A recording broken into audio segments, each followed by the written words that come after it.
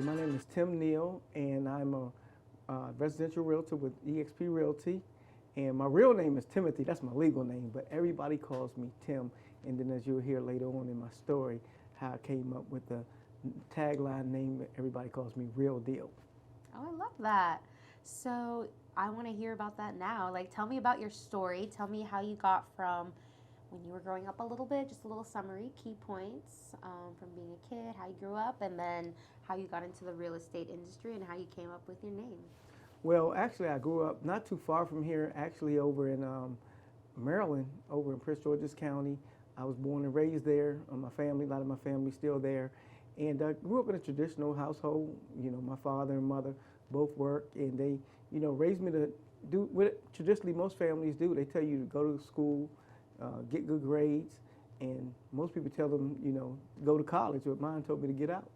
So, but they didn't really tell me like that. Told me, what do you want to do? And I decided to join the military because I had made some decisions on my own that I didn't think were going to really help me in my future. So I joined the military at 18 years old, and a little bit shortly after high school, and went in the military as a young man. And actually, I was going to only go for a few years because I said, hey, I could go here, maybe do something with myself. I really liked electronics, got into that, and ended up staying for 20 years in the military. So I did retire from the military. During that time in the military, I met my lovely wife, who I've been married to now for over 35 years. Congratulations. You're welcome. I have a son that's 34, Eric Timothy, and I have a daughter, Tim Neal, who is 32. And all that was a result of, me serving in the military, doing a lot of duties around the world, serving overseas, served in a couple of wars, Operation Desert Storm, Desert Shield. I know it seems like ages ago, but I was a young man, so I got a chance to be a part of that campaign in my life. Wasn't pleasant, but I did go serve my country, made it back, retired, and jumped out of the military to start a new career. Wow. What made you want to start a new career? Well, in the military, they have, you can only stay in but so long, Yes. one.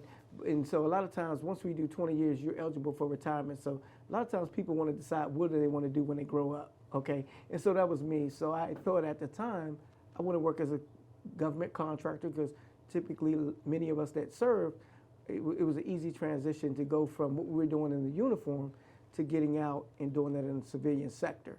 And so me being in missile technology and things like that, I transitioned out and was a director for a major government contractor, and I really loved it. It was a great job, great travel and things like that. But one thing that happened during that transition, I did that for about 5 years, but my daughter, she told me, she said, Dad, when you're in the military, you traveled a lot, deployed a lot, but one thing you weren't here for us a lot, and now you said once you retired, you're going to spend more time with us.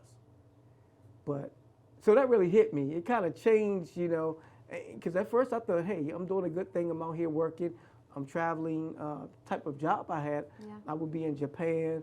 I would be in Europe. They would just send me all over the world, Hawaii. Wow. And so I would bring them back things, but it wasn't the things they wanted. They wanted my presence. You, yeah. And so to be there. So I started thinking, what else can I do? And kind of rewind just a little bit, I've always been an entrepreneur. Ever since I was a child, I always had what they call today a side hustle. Even in elementary school, I would sell candy out of my desk. Okay. When I got older, I got a paper route when I was legal. It did a lot of things just to make some additional income, because what I realized was that, even though my parents, when I came up, they gave me allowance, I made money here and there, even when I got a traditional job, I still wanted a little extra. I was one of those kids that wanted to, not just wait for something to come to me, I wanted to go get it. So I always had some kind of little business on the side, buying something, selling it, yeah. So that's kind of what I did. Even throughout my military career, I had some sort of side hustle going on, and that's where I kind of landed into a company that was a network marketing company where I really learned some principles and things about entrepreneurship. And I really got the bug back then where I could learn how to work with others, learn how to leverage my time, learn to get personal development, things I never learned in school, read great books. I mean, I read books in school, history books, math books, but nobody shared books with me like Think and Grow Rich, Robert Kiyosaki, or How to Win Friends, Influence People, Dale Carnegie, or even, just books like Rich Dad, Poor Dad, just books that change your mindset, that show you that you can work for money all your life or work a job all your life, but you never will get quite where you want to be in life. So starting to be around those people, going to seminars, really just aligning myself with people that were going where I wanted to be. They were already there. And so really just locking arms with mentors, going to seminars, going to trainings, and really knew that, hey, I knew eventually, even though I worked a job, I wanted to eventually run my own business, have business ownership. That is awesome. And by the way, thank you so much for your service that you did. Thank Really you. appreciate that. So it sounds like you got a lot of skills, not only from school, but from being in the military. Do you find yourself using any of the things that you learned there into your new career now as being a realtor? Oh, absolutely. The military, one thing, they taught me a lot of discipline. Because when I went in, I wasn't disciplined at all. I was, disciplined what my parents gave me, but it was another level of discipline, like leading people, really having, doing things not on my own time. Because there in the military, you're not your own, if That's you right. will. It's like they tell you when to get up, when to go to sleep, you need to be here, you need to be there. So what it does, it gives you a sense of urgency in the things you do, and you learn that throughout your whole career because they don't have time to, talk you through when you're ready. They tell you, hey, you need to be there. And so that's a part of the disciplining that they give to you. And then leading people, learning to really deal with people from different cultures, because in the military, you're not just in your just little area that some people grow up in their own neighborhood or their school. When you go there, you meet people from all over the world. Whether you're stationed in different countries, you meet people, you learn their culture, you learn things that we think are normal here but may not be normal there. Just different things like that, just little nuances, and then even have relationships with people of different backgrounds and really become good friends with them. Yeah. And so it really helps me to be well-rounded in the real estate space, because who am I dealing with? I'm dealing with homeowners, buyers and sellers. All kinds and they're, of people. Yes, absolutely. Different backgrounds, different ethnicities, people from different cultures. So I have to know those things when I'm relating to them. I don't know everything, but I know just enough to be dangerous, if that makes sense. Yeah, no, it does. And now tell me a little bit about how you came up with your name. So my name, Real Deal, and so actually my website is Your Real Deal Realtor, or somebody calls me Real Deal. And what happened, we have a group of agents, we get together, and we call Legacy Builders in Dream Team, and we get together on the mornings and we talk about what we did in real estate that week. Did you have a closing? Did you have a settlement? Did you meet a buyer? And so we talk about things like that. And so when every time we had a closing, somebody would, we had a gentleman who was actually my mentor. His name was Mike Houston. He would give everybody a little nickname. And so my nickname, he said, oh, okay, you did another one. Okay, Real Deal Neal. So he used to say that. And so after a while, it started to catch hold to other people on the team. So I said, okay, that's pretty cool. So I started taking that phrase and putting it on some of my taglines. And then I got an LLC with it. And then I started putting on all my branding. So most of the time when people see me, even at church, even my family members, or sometimes people, they may just see me on social media, but when they see me, they don't say, hey, Tim, they say, hey, Real Deal. And then they call us, my family, the Real Deal Neals, because when I do my videos, at the end, I always say, your Real Deal Realtor, or we are the Real Deal Neals. So when people see us, they'll be like, oh, that's the Real Deal Neals. Oh, because it rhymes with the name. Yes. That's why I love we that. use it like that. So That's brilliant. so that's kind of my branding. Yeah, I love that. Now, on that topic of branding, tell me a little bit about how you do your marketing. I mean, you came in with your props. They look awesome. You got the little key and then the catchphrase with your name, Real Deal Neal. Amazing.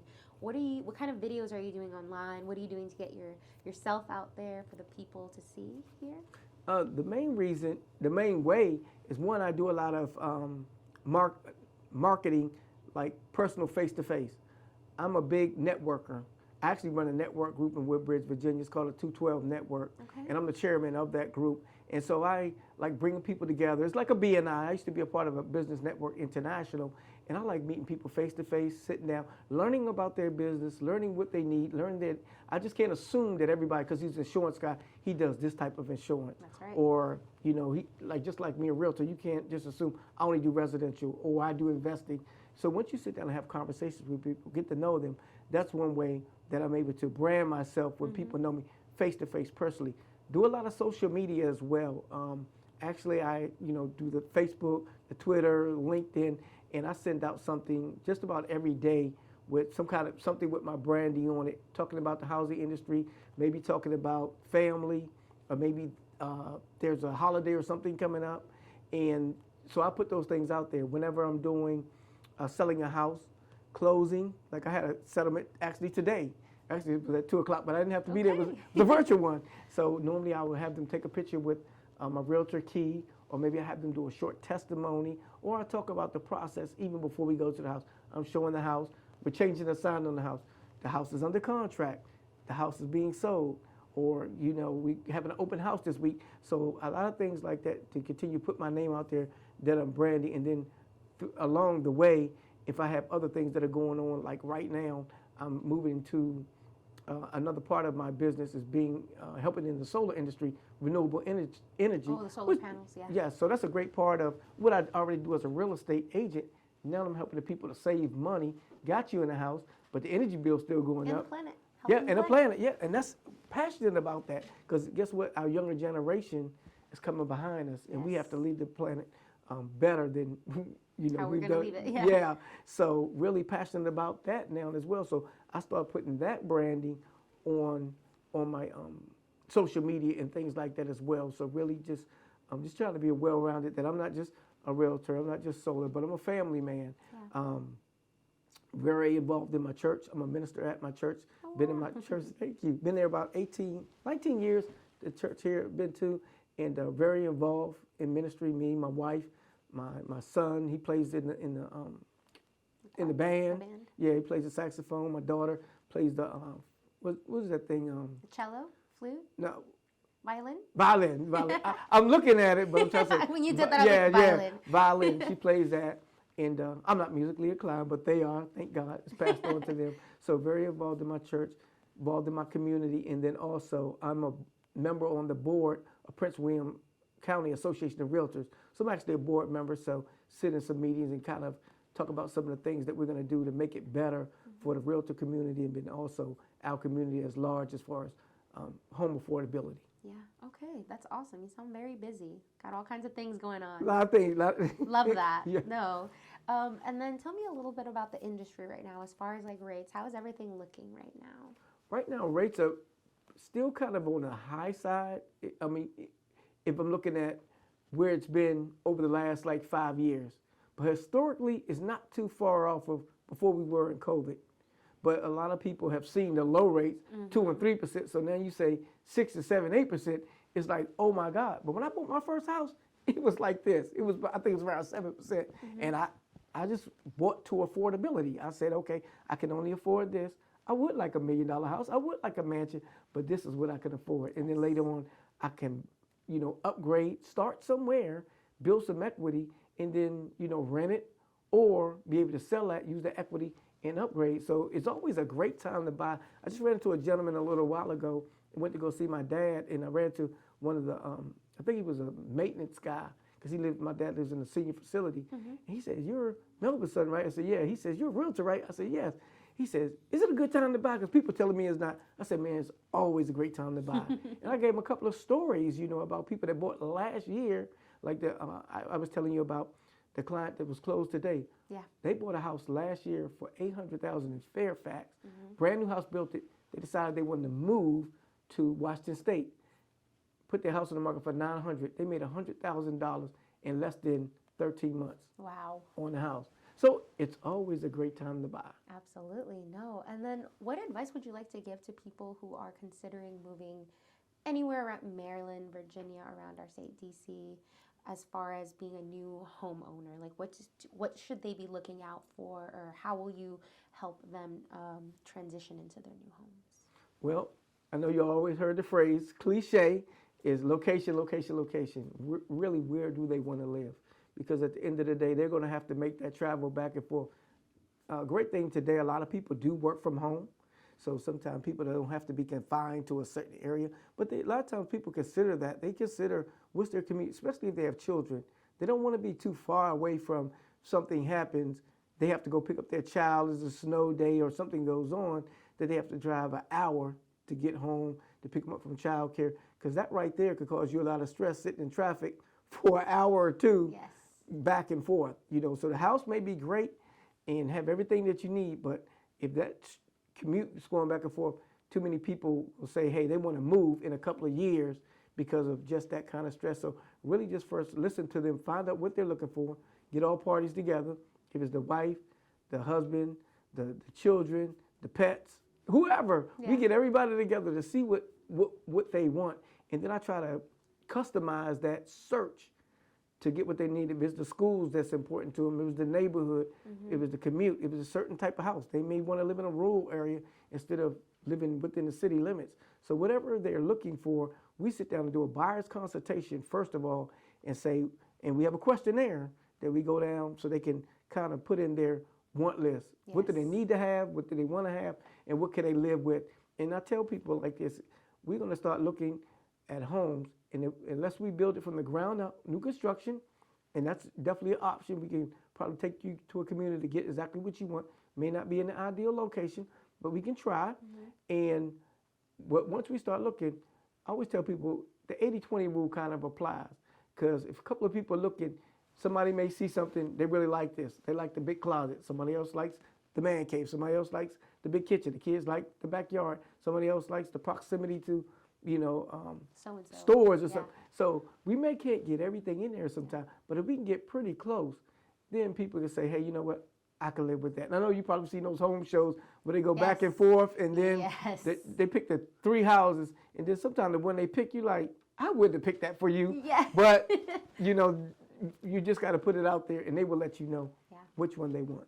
Absolutely. That's great advice there. And then who are you outside of real estate and being a minister? Like, what do you like to do on your own time? What do you enjoy? Any hobbies? That's an interesting question, because people always ask me, what's your hobby?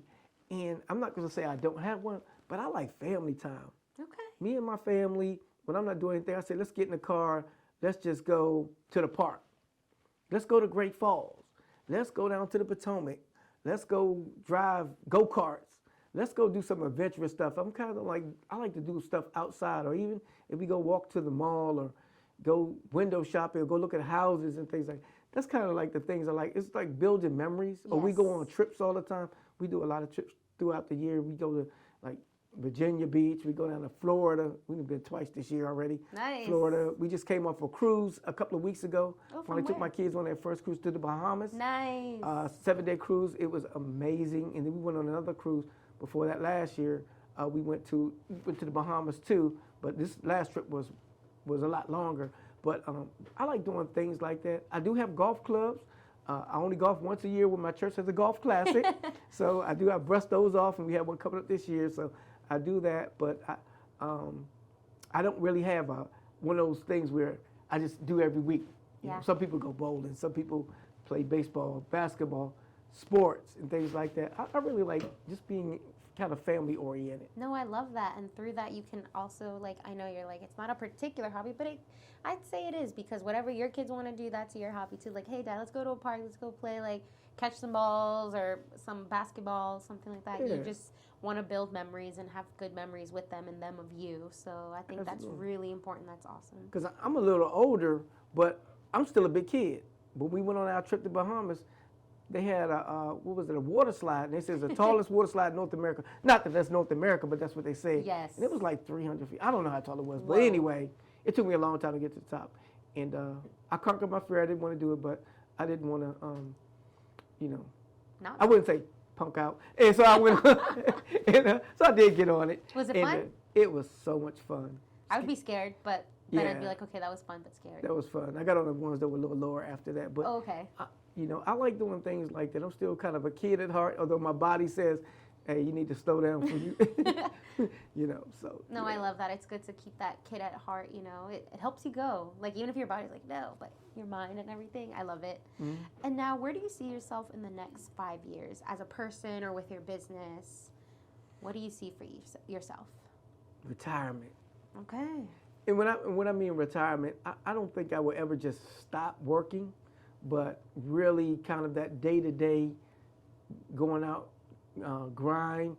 It'd be more of a coaching, mentoring, helping other entrepreneurs, helping other real estate agents get to where they need to be Yeah. in that kind of capacity, really public speaking, just sitting down, sharing my story Yeah. with other people, just inspiring. Because I think everybody has a compelling story. Yes. Maybe even write a book or something like that. I was just about to suggest that. Like, have you ever considered writing a book? I considered it. You should. I mean, if you're going to retire, like, and you want to tell your story, you can write it down on paper, and that way people can read it over and over. Or you can, like you said, go the public speaking route and also just have motivational speaking, talk about your journey, all that good stuff. Maybe start a podcast. I don't know. Yeah, that would be great. Right? Yeah. So that's kind of the business track. I figure I'll be a multimillionaire by then, so I'll be able to do that. And that's my goal. It's on my goal board. So gonna make that happen, and just personally, really to do ministry mission work, to be able to go places and help out those less fortunate, whether it's to help them get into new housing, help them get some solar panels on the house, help them to grow. I want to start being like, not really a farmer, but learn how to grow food and things like that, to be self-sustainable. So I really want to do that to help people, to help themselves at the same time, put them in a position that they don't have to always be in poverty or destitute, because we have resources that can help them. They just probably don't know how to get it. If I could facilitate that to make that happen, help ministry and help them learn more about God and help them have a better quality of life, because really deep down inside who I am, it all glory goes to God. It's not me. He put me here. He gave me the activities of my body to be able to do this in good health and a great family to support, and the great pastors and great mentors around me that are helping me on this journey. So, I really can't take any credit for it. It's all of God, but I'm just going to use what He has for me to do while I'm here.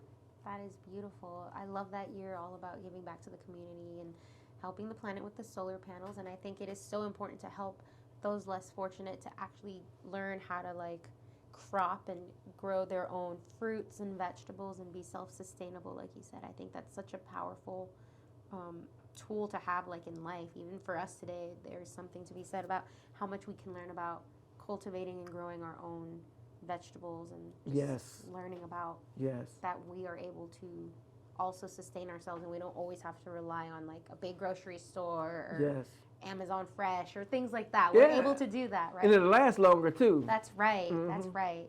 And if you have too much, you can always give it to a neighbor or some family. Here you go, or the less fortunate even. Absolutely. There's room for everybody to go around and get your veggies and fruits, so that's awesome. Oh yeah. And now, as far as with your kids and your wife, what do they like to do? Are they helping you, when you have, open houses? Are they here's some cookies, come on in, or anything like that? Yeah, and actually my daughter, she has helped me when I did open house. My daughter, she's actually a pastry chef. Ah, look at that. Yeah, she graduated from Stratford University. And the interesting story about my daughter is, has Asperger's, which is a form of autism. I don't know if you ever heard of that before. I have heard of it, but I wasn't quite sure what it was. Yeah, so that's what it is. It's just what it means. You have autism, but they call it high functioning, which means, good verbal skills and things, and they still function, but they have some things that, they just need some redirection. And so when she was little, they thought maybe she had something where they needed to put her on medication, and they did. And back then, so many years ago, they didn't really understand a diagnosis. So she did have to get some tutoring and things like that through school.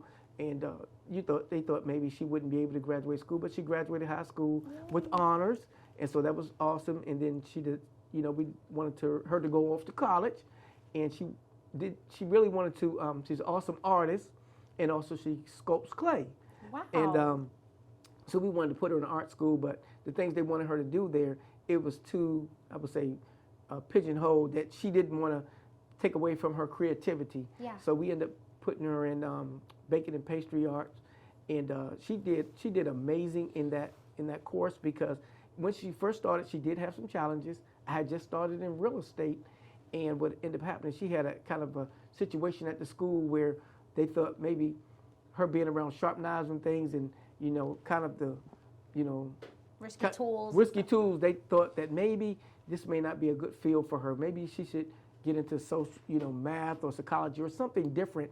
And so what ended up happening was they thought that maybe they wouldn't let her stay in the program. But what ended up happening was I spoke with the dean, and I said, listen, if I come here with my daughter, can she stay in school? And she said, can you do that? I said, I'm an entrepreneur. I work for myself. I have my own real estate business. She said, absolutely. So I went to school with my daughter for 2 years straight, every class, every culinary arts class. Didn't cost me a dime, didn't cost me a penny. Every class she went through, she graduated summa cum laude, top of her class. Heck yeah. She was the best cook in the class. And they gave me a chef jacket, even with my name on it, Chef Neal. So you were there too. Yeah, so I went through the whole thing, with an honorary degree, didn't get the piece of paper, but I learned all the techniques. And once my daughter she started her own business, making custom cakes. And I mean, these are cakes that you see on TV, phenomenal cakes. What's her business called? It's called Isles of Confection. Owls of Confection. Isles, like an island. Oh, Isles of Confection. like Got it. Isles of Confection. So that business took off. And then she also started her clay sculpting business, and that's called Jim's Own Worlds. She has clay figurines. That business took off. And right now, she does a lot of shows. She does different weekly shows. She has her stuff online, which she sells on Etsy site. And some of her sculptures have went all the way as far as Turkey. So all over the world. She's international. Yeah, so she's very, very talented. And my son, he's actually a law enforcement officer. He's a federal police. Works over for Melbourne community. And so he loves that in law enforcement. And that's not what he went to school for. He liked art and gaming, but somehow he landed in law enforcement. That's life sometimes. Yeah, life situations. And my wife actually works at a hospital, Fort Belvoir Hospital, and she works at an information desk where she's the supervisor that tells everybody where to go and what to do and how to get there. Yeah. And so she really enjoyed that because she's like myself, loves helping people, has a heart of gold. So our family together. If you see us, you many times you see us on Facebook. A lot of times you'll see our family together. Yeah. Because that's just how we are. You guys sound like such a beautiful family. I love that. Like you guys are there for each other, and the fact that you went with your daughter so she could accomplish her dreams, that's so sweet and beautiful. I love that. I think that's amazing that you were there to support her every step of the way and just be there for her like that. It's something that it's kind of a privilege too, because maybe not all parents are able to do that, So the fact that you were able to do that for her is amazing, and I'm sure she really appreciates it. Because now look at her journey and her business with all of that. Yeah, absolutely. So that's amazing. And now, just to wrap it up here, one of my final questions here are: if you could leave our listeners with any message, it could be in regards to maybe God or life in general, the real estate market, anything that's in your heart, what would that message be? The message would be to keep God first in all things, because the reason that we're here, the reason why we have breath in our bodies, the reason why we have purpose in life, because I believe whether you're a believer or not, we understand that we just didn't come out of thin air. I believe that's my belief, and I just stand on that because I know that I wouldn't be here today had it not been for me having to understand. I can be honest, I wasn't in church all my life. I kind of grew up in church, but I wasn't in church, if that makes sense. Yes. I had a relationship with God, but I didn't really know God. I knew of Him. But when I really got a relationship with God, it really helped me to create who I was supposed to be. I really understood my purpose as a husband, as a father, as somebody, a friend. I really understood that purpose. And once I understood that purpose, then I could really see where I wanted to move in life, whether that was in business, whether it was in finance, whether it was in marriage. It just kind of gave me a total understanding of my purpose here in life. So I would say to your listeners, have a purpose in life. You pray about it. If you don't know, pray about it. And even if you're already in your career and you've had so much success and you're not wanting for anything, I mean, you may be content. You may not have a lot, or you may have an abundance. You may have planes, boats, and yachts. But still, I would seek the Lord, because one day all of us are not going to be here. And I think we do have to stand and answer for the things that we did while we were here. So I would say, highly encourage people to, evaluate yourself, evaluate your purpose, and really get a relationship with the Lord Jesus Christ. Wow, that was really powerful. I'm shaking in my boots here. That's who I am. Yes. Thank you so much for being on the show. We really appreciate your time and just your presence and you being here with us today. Thank you. Of course.